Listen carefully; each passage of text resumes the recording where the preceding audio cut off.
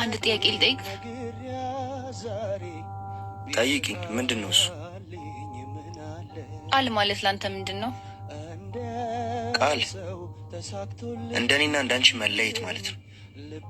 እንዴ ቆይ እሱ ነው ቃል ማለት? በቃ አዎ፣ እየተፈላለጉ መለየት፣ እየተዋደዱ መራራቅ፣ ይሄ ነው እኔና አንቺ የገነባ ነው ቃል ማለት። ደግሞ ይሄ ምን ማለት ነው?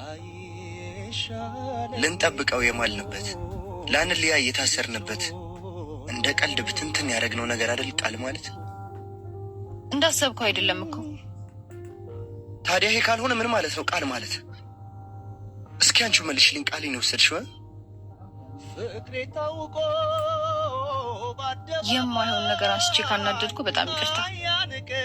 ጥለሽኝ ስለሄድሽ አይደለም የተጎዳሁት። አንድም ቀን ትከጂኛለሽ ብዬ አስቤ አላውቅም ነበር።